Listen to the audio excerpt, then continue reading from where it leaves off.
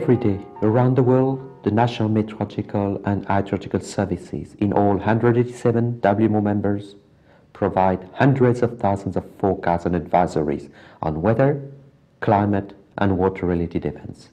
They monitor these events and issue warnings for a wide range of natural hazards such as tropical cyclones, severe storms, tornadoes, floods, droughts, air pollution, cold spells, heat waves. The capacity to provide these timely and reliable forecasts and warnings results from the operation of WMO unique global international systems for observations, communication, and data processing. All these activities are normally not seen by the public, but the final result, forecasts and warnings, helps to save lives and property and contributes to sustainable economic and social development of all nations and to poverty alleviation. Weather presenters are an essential bridge between producers of forecasts and end users. Forecasts and warnings are useful only if they are timely disseminated, communicated, and properly understood. This is a major challenge, and I believe that this film can help address it. I wish to thank all those who contributed to its realization, and I'm confident that it will provide a useful tool to the training needs of our members so that their meteorologists and weather presenters can better serve their public and transmit a clear, attractive, and informative message to their audience.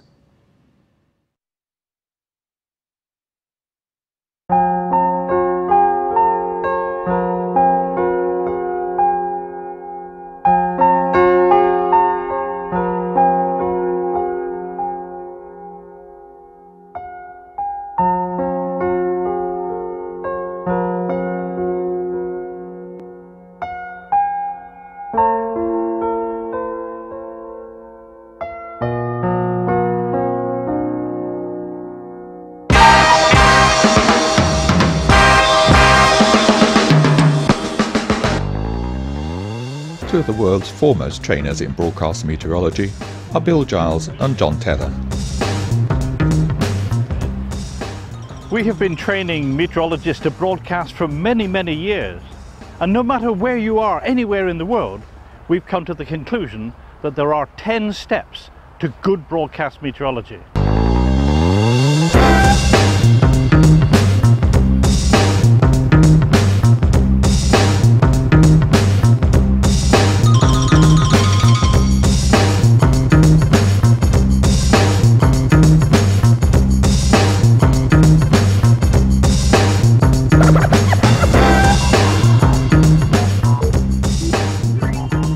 Meteorology and broadcasting are very different skills and require quite different types of people.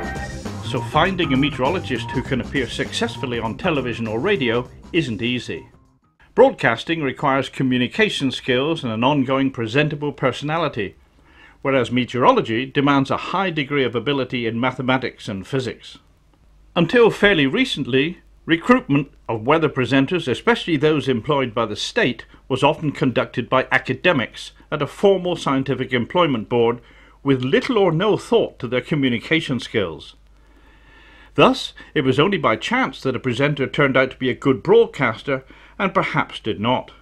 This meant that the weather story would not be put across well to the public.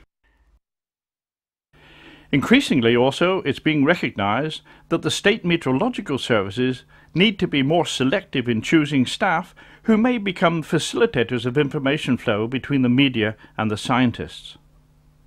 Therefore, candidates selected need to have good scientific skills and also presentation and communication skills as well.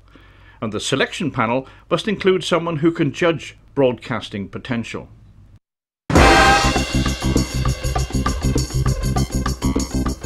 When broadcasting, you need to remember the rule of three. By that I mean, tell people what you're going to tell them, then during the broadcast actually tell them, and then, perhaps with a summary chart at the end, tell them what you've actually told them.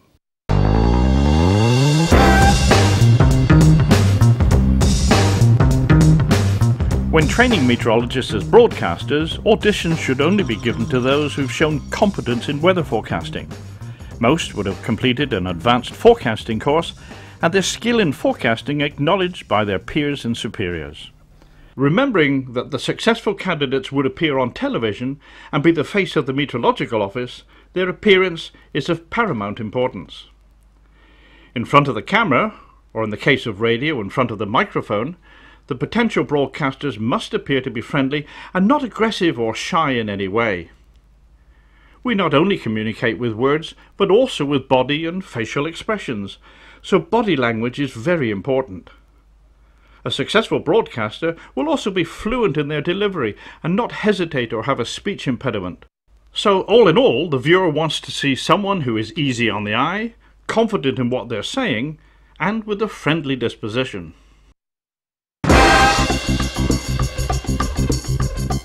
If nothing else, our climate has an effect on us. But sometimes broadcasters forget that. If it's going to rain, what is that rain going to do? Is it going to be drizzly rain, which is miserable and dull? Or is it going to be very heavy rain that can cause problems on the roads or problems with flooding? Same applies to temperatures. It's no good putting a 20 on a chart and just saying, well, the temperature is going to be 20. What does that actually mean? If the sun's out, 20 can be very hot. If it's a very windy day, that 20 can feel very cold. So I always call this weather by effect. How is the weather going to affect the people that you're broadcasting to?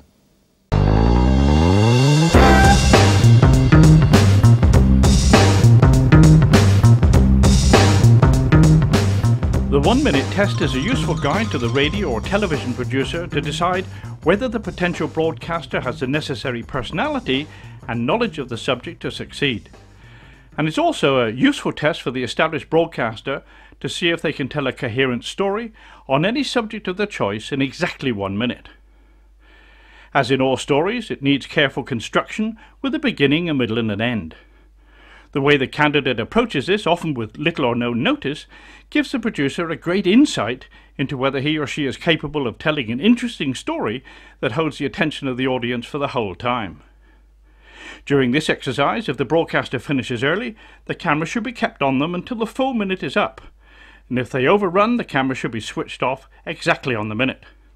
This is very important, since many television stations use the weather as a buffer between programs and run the videotaped lead-in for the following program before the weather forecast has ended.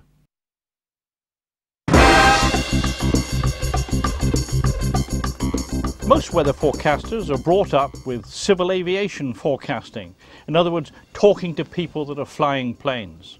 They know quite a lot about meteorology, and so we talk to them in a different language. You have to translate that language when you're talking to the general public so that you're using a language they fully understand.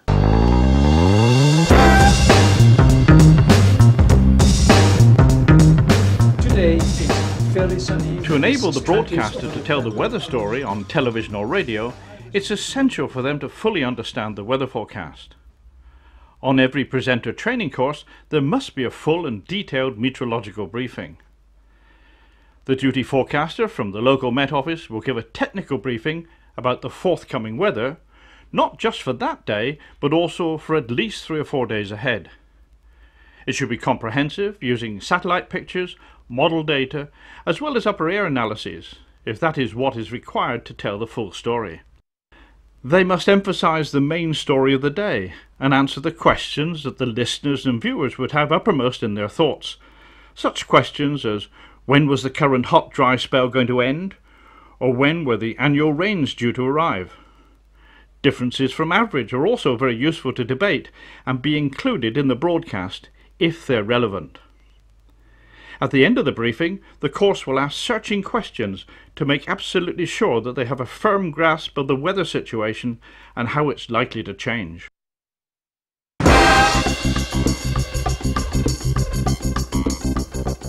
Meteorology has a language all of its own. It's almost like a foreign language.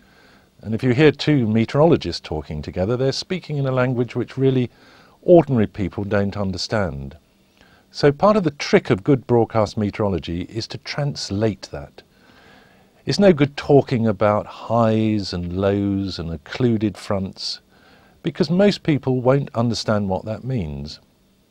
One of the terms I like to use is bus stop language. If you were standing at a bus stop and somebody says to you, What's the weather going to be like today? Well, you wouldn't say there's a deep trough passing overhead. You'd find words which they would understand to describe that. And in every language there are those common words which will help people who don't understand the science of meteorology understand your broadcast.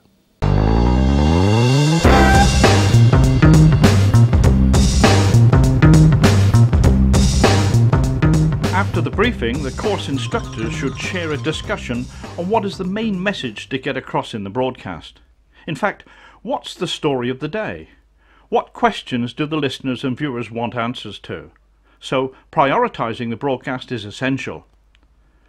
Broadcasters will need to get the main message across very early on, and indeed mention it several times. They'll need to think how best to tell the story. What's the most relevant and what graphics could be used to get that message across? Remember, it isn't necessary to use the maps in the same order every day. That's quite boring. If the main story of the day is a change in the weather in 4 days' time, why not lead with the weather map for 4 days ahead?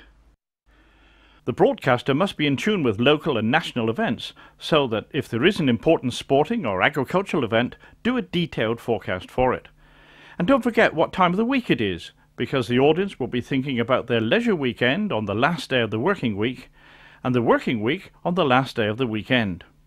All this will draw the weather forecaster closer to the audience and make them believe that they're in touch and know what's going on.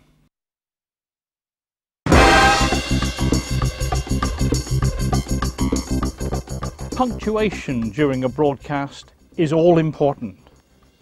You have to pause at the right time, particularly on radio, so that the listener can then get an idea of what you're trying to say and take it in, assimilate it, before you move on to the next piece of information.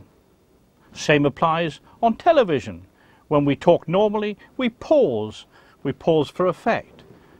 And pausing is very, very important.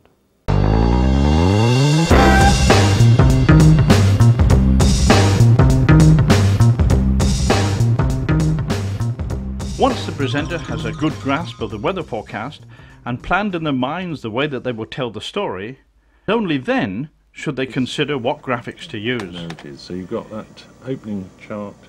Keep it simple, as it's no use showing many or very complicated maps that will confuse the viewer. Remember, one graphic must link to the next in a logical sequence, and there should not be just individual maps that have no bearing on what comes after or before.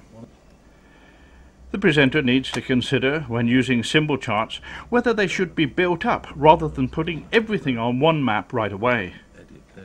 Consider a summary chart at the end of the broadcast. As well as the graphics, you'll also need to consider your opening remarks. Finally, think about the story that you're telling, because like all good stories, it must have a beginning, a middle, and an end. Signposting is an important part of broadcasting. Often the story isn't quite as firm as you would like, but there's no reason not to mention that. It's talking in the right sort of terms. Terms like, well, we think later in the week it might get much colder. Now, some meteorologists would say, well, if you don't know, don't say it. But in broadcast meteorology, most viewers and listeners are listening for change. If you've had a settled period, they want to know whether that's going to change.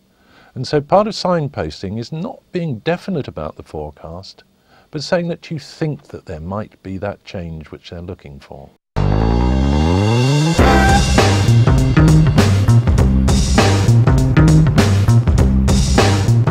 Rehearsing is all important, and you must try to do this with the graphics if possible in the studio. If this is impossible, rehearse in the office, but in any event you must rehearse out loud. It's no use whatsoever in mumbling the forecast to yourself at the back of the room, and you will find it perfectly acceptable for a weather presenter to talk out aloud to themselves. You must get the timing of the broadcast correct during rehearsals, since it's totally unacceptable to overrun, and even if it's not an embarrassment to the television company, it's completely unprofessional. If possible, do not accept an open-ended broadcast, because what generally happens is that the presenter keeps mumbling on, and becomes very boring. But do remember to have a couple of extra maps at the end of your broadcast, just in case they ask for longer time at the last minute. At the end of the rehearsal, you should be confident of the weather story, the graphics you're using to tell it, and the time you have been allotted.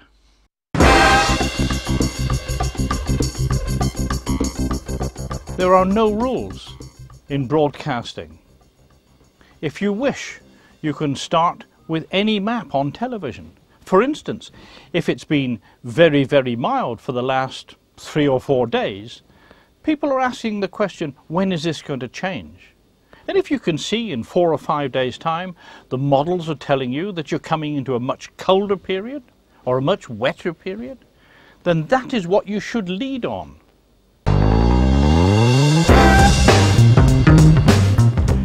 One of the most daunting aspects for the new broadcaster is going into the studio. It's an alien environment which seems chaotic and staffed by people who are very laid back. But you have to be wary of this, since if something goes wrong during a broadcast, it's you that's made to look rather foolish, not the director or cameraman. So there are a few simple rules that you need to apply to reduce the risk to yourself. Firstly, you must become completely familiar with the studio and everything and everybody in it. Whilst rehearsing, or before a broadcast, make absolutely sure that the camera is correct distance away from you and that you can see the prompt monitor which is correctly positioned. You have at times to be quite forceful and take a strong attitude with the television staff to make sure that you're totally comfortable and that all the aids to your broadcast are in place. Make sure you know, and the floor manager knows, how you will be cued in and out of the broadcast and how the timings will be communicated to you. In essence, don't broadcast until you're happy with the weather story and the logistics of the studio.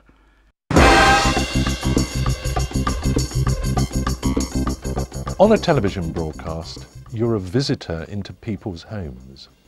And so it's very important that you remember the common courtesy of greeting people when you first appear.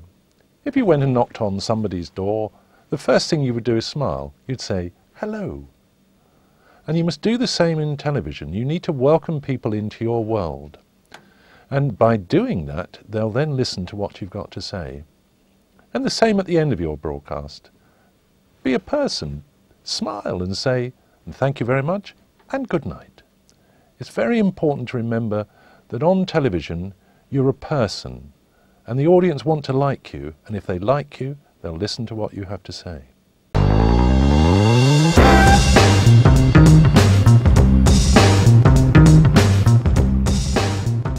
A written language is often quite different to the spoken word, so you have to be very careful when writing a radio script to make sure that it doesn't sound as though you're reading it. You should try, right from the beginning, to broadcast from notes or just bullet points. In this way, you're telling the listener a story in an interesting way using everyday use of language. Never, ever use jargon or scientific phrases on their own, and even when describing the synoptic or streamline charts, always tie a meteorological phrase to the likely weather. For example, you can talk about high pressure, but tie it in with a phrase like the high pressure that's bringing us all this dry and sunny weather.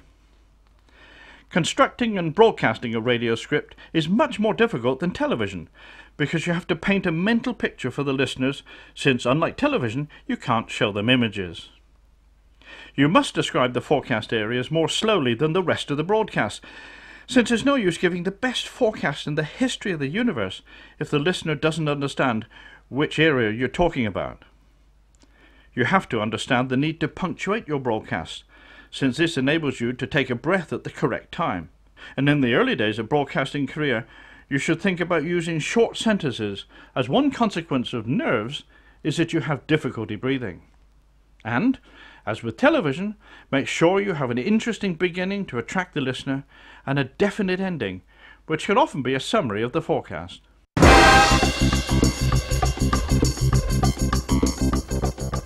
On radio, it's very easy to become dull and boring as you deliver the forecast.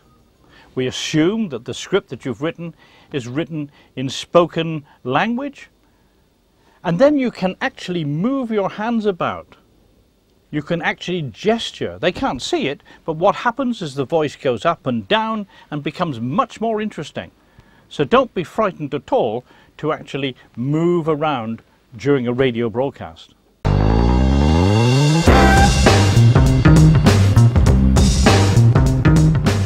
One of the more difficult aspects of broadcasting is self-criticism. You'll need to get all your broadcasts recorded so that you, together with a director at the radio or television company, can analyse and learn from them. You may find that you tend to use certain phrases time and time again, and that may irritate your audience. And by self-analysis, this can be remedied very quickly. But if you have a bad broadcast, and we all do from time to time, be pragmatic. Don't dwell on it, but learn from it and move on. Continuing professional development is an absolute must. Don't believe because you've been on air a number of months or years that you've nothing to learn. So a refresher course at least every 2 years is a must. Finally, use every opportunity you have to attend broadcast meteorology conferences where you learn and improve your skills in a constantly changing industry. But above all, enjoy broadcasting and remember to smile and be friendly. Here are some practical hints on how to run a training course for broadcast meteorologists. It is essential that each day begins with a formal meteorological briefing. This should include a detailed forecast for both the surface and upper air and look forward for at least 4 or 5 days. Students should be encouraged to ask questions to ensure that they fully understand the current and future situation. In particular, they should be encouraged to challenge the briefing forecaster if they either do not understand or disagree with the prognosis. Following the briefing, it's important for students to sit down with the trainer to discuss the interpretation of the forecast so that they can turn it into a story that their viewers and listeners will readily understand. The trainer should help the students identify the main points of the forecast so that they can use it in the following broadcast tests. Next, prepare students to do a radio broadcast. They should be encouraged to develop the technique of broadcasting from notes rather than a fully written script. This will enable them to speak in a language that the listeners will understand rather than a written script that can often have a lot of meteorological phrases in it. The trick for a successful radio broadcast is to sound spontaneous and fluent. The danger of a fully scripted broadcast is that it is often flat and dull. After recording each student's broadcast, it's important for the whole group to listen and discuss one another's recordings. At each subsequent exercise, it's important to increase the complexity by enforcing strict time limits and by altering the broadcast to target specific groups such as farmers or fishermen. Training for television is more complex as there are greater technical constraints. The trainer will need to talk the students through how best to use the available graphics to tell their story. In the TV studio, the trainer first needs to make sure that the students understand how the technology works. For example, how to replay graphics and how to reset them. Encourage full rehearsals until they are fully comfortable both with their broadcasts and the studio. Time constraints should only be introduced as the course progresses. As each broadcast is done, the trainer should increase the pressure by reducing the available rehearsal time and making the broadcast run to a set time. After each session, the whole group should review one another's recordings. Broadcaster training is an interactive process that takes time and patience for both the trainer and the trainees.